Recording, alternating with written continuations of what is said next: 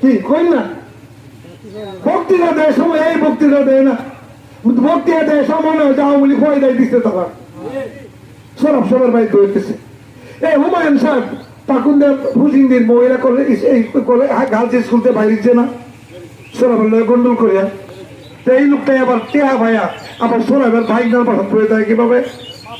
নির্বাচনের 3 দিন আগে সরব সাহেব বিন্নাডির বাসায় বসে বসে সমস্ত লোকজনদের খবর দেয় নিয়ে টেহা দিচ্ছে, সমস্ত বিন্নাডির বাসায় বসে তাকে দিয়েছে এই দিদারকে খেলা করার জন্য।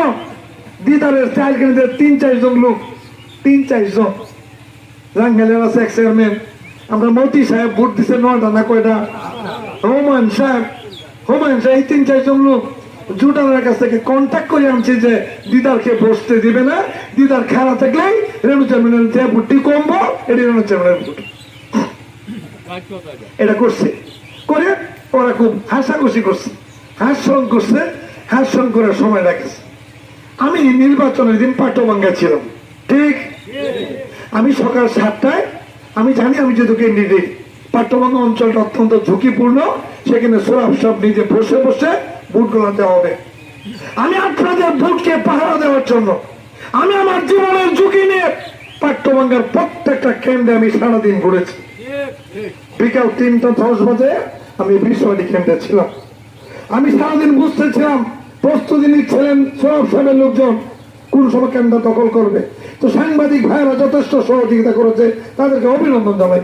আমার একটা গ্রুপ ছিল সাংবাদিকের, এক একটা গ্রুপ এক একটা কেন্দ্রে যায়, তখন ভোটার মারতে পারে না, এই গ্রুপ এই হেন যায়, এই গ্রুপ এই কেন্দ্রের মধ্যে যায়, এই কারণে পারে নাই। বেলা যখন 3:15 বাজে তখন আমি সাটিয়া দিয়ে পড়াম না কেন্দ্রের মধ্যে, সেখানে এসে দেখলাম সাংবাদিককে মাঠ থেকে সরানোর জন্য পায়তারা চলছে, আপনি একটু সরে যান, আধা ঘন্টা সময় দেন। এবার একটা আমি দূর থেকে আমি একবারে পরিবেশ করি, একবারে অঙ্কুর ভয়েস থেকে রাজনীতি করে বুঝছি সাংবাদিকরা আলোচনা চলছে। ঠিক 3:15 বা 20 বাজে তখন পাট্টবাঙ্গার বিষয়টি থেকে টেলিফোন আসলো, একজন সাংবাদিক বলল পান্নার অপু যে আমরা বাথরুমে আমাদেরকে অবরুদ্ধ করে রেখেছেন, জুটন নিজেই কেন্দ্রে উপস্থিত আছে, অবরুদ্ধ করে রেখে আমাদেরকে এবার আসছে উদ্ধার করে ভোট কিন্তু মারা শুরু হয়ে গেছে। আমি সেখান থেকে আমি বললো যে আমরা আমাদের মোবাইলটা হয়তো নিয়ে যাবে, আমরা কিন্তু ছবি আর তুলতে পারবো না। 10টা রিং দিলাম রিটার্নিং অফিসার পাকুন দেখে, উনি রিং ধরেন নাই। ইউনো 3 বারের পরে রিং ধরেছেন, জেলা রিটার্নিং অফিসার 4 বারের পরে রিং ধরেছেন। একমাত্র জেলা প্রশাসক মহোদয় ওনাকে ধন্যবাদ দেয়, উনি প্রথম রিংটা ধরেছেন। উনি তো একজনকে অর্ডার দিবে, অর্ডার দিতে যে সময়টা, এই সময়ের মধ্যে মিস্টার সোরাব সাহেবের তার যত মেকিং মিস্টার সোরাব সাহেব করার সকল মেকিং করে সবকিছু রেডি করলো।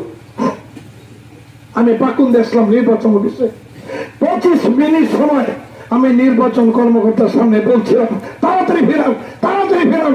25 মিনিট সময় 50টা 20টা চণ্ডীবাসা সহ ভোট যদি মারে অনেক ভোট, 25 মিনিট সেল মারলে অনেক ভোট নিয়ে যাবে, ফেরান।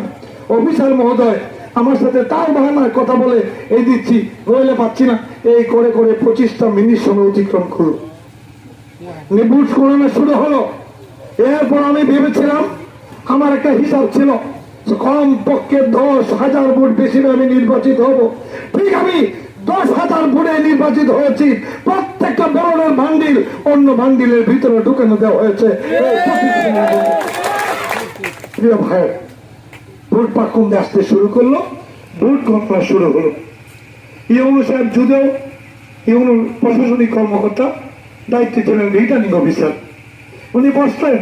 উনি 3 বার সোরাব সাহেব টেলিফোন করে ওনাকে ভোট গণনা থেকে ওনার রুমে নিয়ে যান। 3 বার প্রায় 35 মিনিট সময় নামাজের অজুহাতে রেজাল্টটা বন্ধ করে দিয়ে 78টা কেন্দ্রের রেজাল্ট দিল আমি ফার্স্ট।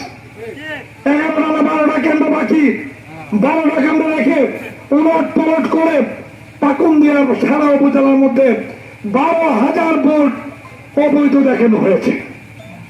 অর্থাৎ আমার ভোটগুলো ডাবল সিল মারছে, আপনারা সবাই জানেন না। ডাবল সিল মেরে মোটর সাইকেলের ব্যালট গুলো নষ্ট করেছেন। অনেক জায়গায় পাট্টাভাঙ্গা জালালউদ্দিনের কেন্দ্র, সেখানে এজেন্ট ভালোভাবে দিতে পারে নাই। সেখানে দেখা গেল যে জালালউদ্দিনের ভোট আমার ভোট হচ্ছে 100 কম। তার মানে অবশ্যই সেই কলকাতা কেন্দ্রের ব্যালট বান্ডিল এই জায়গায়